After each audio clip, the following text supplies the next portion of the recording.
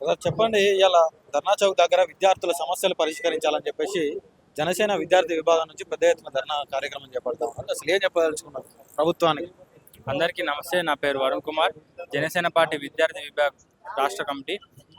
ఈ రోజు జరుగుతున్న ఈ ధర్నాకు కారణం రేవంత్ రెడ్డి ఏదైతే 11,000కు పైగా బకాయిలు ఫీజు రియంబర్స్మెంట్లు చెల్లించాలందో రేవంత్ రెడ్డి తక్షణమే చెల్లించకపోతే రాష్ట్ర వ్యాప్తంగా ఈ రోజు నుంచి జనసేన విద్యార్థులతో ఉంటుందని హెచ్చరిస్తున్నాము. ఈ రోజు సరే డబ్బులు లేవంటుండు, డబ్బులు లేకపోతే మరి విద్యార్థులకు కాలేజీలలో సర్టిఫికెట్లు ఆపుతున్న పరిస్థితి ఉంది. ఇప్పుడు ఏదైతే కొత్తగా మన ఈసెట్ ఎంసెట్ ద్వారా ఎన్నికైన విద్యార్థులు కాలేజీలు ఉంటారో వాళ్ళకు ఒక ప్రైవేట్ కాలేజీలు దారుణం. పేద విద్యార్థులు వాళ్ళ తల్లిదండ్రులు రోజు కూలికి పోయే తల్లిదండ్రులకు వాళ్ళకు ఒక మంచి కాలేజీలో సీట్ వస్తే ఫీజు రియంబర్స్మెంట్ ద్వారా క్లియర్ అవుతుంది అనుకుంటే ఆ ప్రైవేట్ కాలేజీలు ముందే 15 రోజుల గడువిచ్చి ముందే అవి ఫీజు రియంబర్స్మెంట్ వాడదు, ఫస్ట్ మీరు డబ్బులు కడితేనే మీ సీట్ ఉంటుంది, లేకపోతే సీట్ ఉండదు అని చెప్పి ఎంతో మంది విద్యార్థులను భయపెడుతున్న పరిస్థితి ఈ రాష్ట్రంలో ఉంది.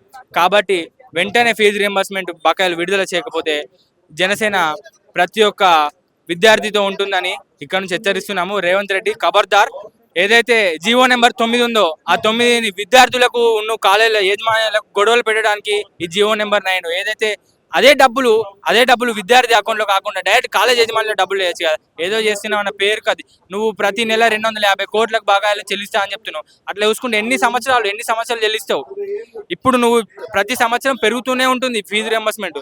పైసలు లేవంటావు, మెషిన్ వెళ్తావు, ఎన్నో వేల కోట్లు, మళ్ళీ ఎన్నో రాష్ట్ర వ్యాప్తంగా ఎన్నో వేస్ట్ పనులకు డబ్బులు ఖర్చు పెడతావు. విద్యార్థుల కోసం ఖర్చు పెట్టని నీ ప్రభుత్వం ఎన్నటికీ పనికిరాదు. ఏదైతే నీ ప్రభుత్వం ఇంకొక 2-3 రోజుల్లో ఫీజు రియంబర్స్మెంట్ చెల్లించకపోతుందో రాష్ట్ర వ్యాప్తంగా విద్యార్థులందరితో కలిసి జనసేన రోడ్ల మీకు వస్తుంది అని చెప్పి హెచ్చరిస్తున్నాం. విద్యార్థులు నిరుద్యోగులు మాకు జాబులు ఇవ్వండి సారు అని చెప్పేసి రోడ్ల మీదకి వచ్చి ధర్నాలు చేస్తూ ఉంటే మీరు మేము ఇంటరింగ్ అవసరం అని చెప్పేసి అన్నట్టుగా మాట్లాడుతూ ఉన్నారు. ఎట్లా చూస్తారు? నీకే ఫామ్ ఫిల్అప్ రాదు.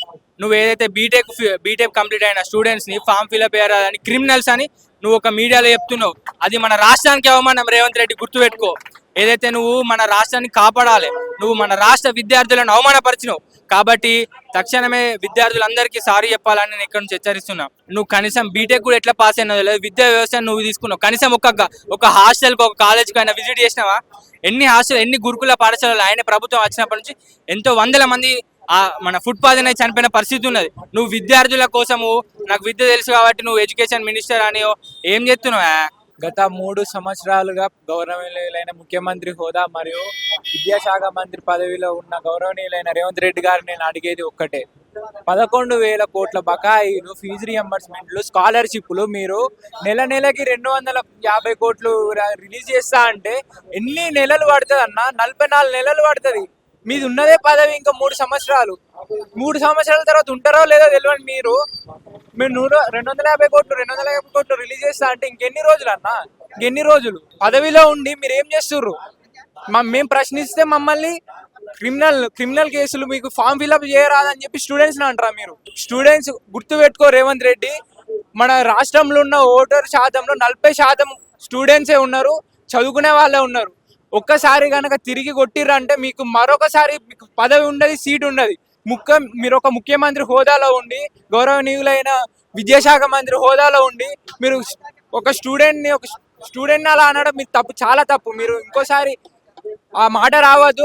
మీ నోటి నుండి క్షమాపణ కోరాలని చెప్పి తప్పకుండా అడుగుతున్నా. నేను 11,000 కోట్లు ఖర్చు చేయడానికి అప్పు ఉడతలేదు, బయట అప్పు ఉడతలేదు, నేను ఏడికెళ్ళి తేవాలి, నేను కావాలా, నన్ను చంపుర్రి మరి అని చెప్పి అంటారు. మీరు అందాల పోటీలకి మెస్సీ వస్తే ఎవరెవరు వస్తే మీకు కోట్లు ఖర్చు పెట్టచ్చు, కూలగొట్టచ్చు, కట్టచ్చు, తిరిగి కట్టచ్చు, వాటికన్నిటికి డబ్బులు వస్తాయి. కానీ ఒక విద్యార్థుల స్కాలర్షిప్లకి, విద్యార్థుల రియంబర్స్మెంట్లకు మీకు డబ్బులు రావా? 11,000 కోట్లు ఎలా కట్టాలని అనుకుంటున్నారు మీరు? కాలేజీలోకి పోతేనేమో మీరు ఫీజు కడితేనే మేము బస్ పాసులు ఫార్వర్డ్ చేస్తాం, బస్ పాసులు రెన్యువల్ చేస్తాం, మీరు రాకుర్రి కాలేజీకి, రాకపోయినా పర్లేదు, మీకు కాలేజ్గా చేంజ్ చేస్తారు మీరు అని చెప్పి కాలేజీలు అంటారు. 10,000, 11,000, 20,000 ప్రైవేట్ కాలేజీలు అయితే మరీ దారుణం. ఏం చెప్తున్నావు? ఒక్క రోజైనా కాలేజీలోకి ప్రశ్నించినావా? మేనేజ్మెంట్ కోటాలో ఎంత డబ్బులు దొబ్బుతున్నారు?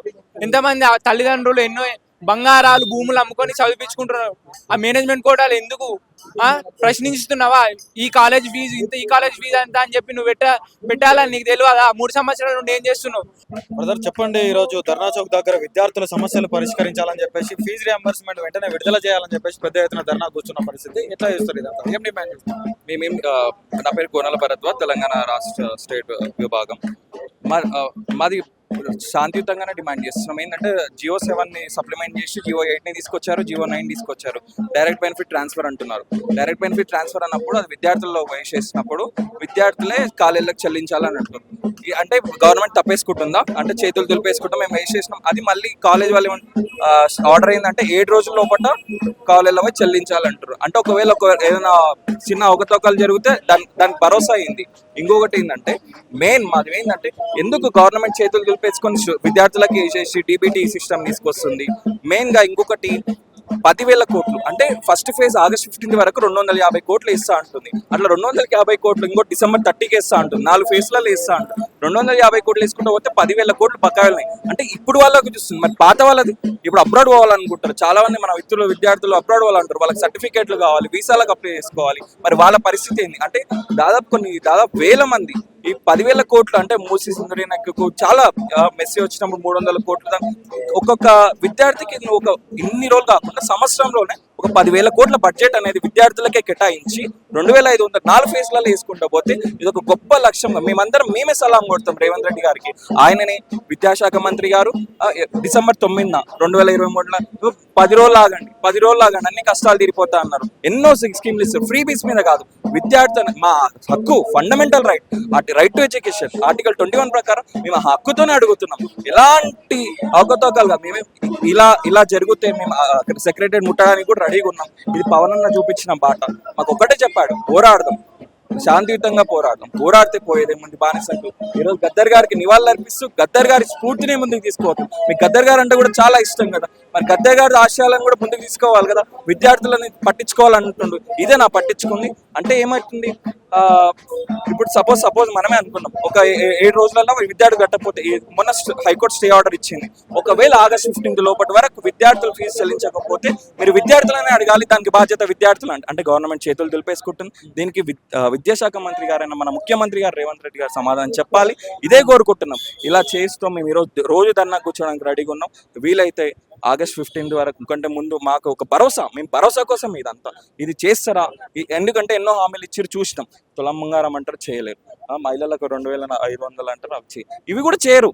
దులుపుకోవడానికి స్వాతంత్రం, ఇండిపెండెన్స్ డే రోజు ఫ్రీడమ్ లేకుండా చేయకండి విద్యార్థులకు. నిరుద్యోగులు కలిసికట్టుగా మార్పు రావాలని చెప్పేసి కదా కాంగ్రెస్ పార్టీని తెచ్చుకున్నారు. మరి ఇంకా ఉద్యోగాలు ఇస్తలేరు కదా. కానిస్టేబుల్ ఉద్యోగాలు చూసాం 20,000 అందరూ అంటారు.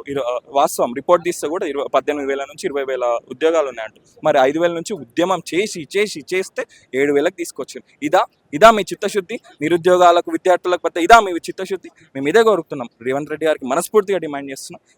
ఈ సంవత్సరం లోపల 10,000 బకాయిలు చెల్లించి ఒక గొప్ప నాయకుడిగా, మీరు మా పాలమూరే అంటారు, మా పాలమూరు జిల్లా నుంచి వచ్చినాం, మేము పాలమూరు జిల్లా విద్యార్థి అడుగుతున్నాను, చెల్లించండి. ఇది ఒక గొప్ప విషయం. లేదంటే తిరుగుబాటు ఖాయం. జనసేన విద్యార్థి విభాగ పోరం మీరు తట్టుకోలేరు. ఇది విద్యార్థులతో పెట్టుకున్న ఏ నాయకుడు ఇప్పుడు వరకు గెలిచినట్టు లేదు.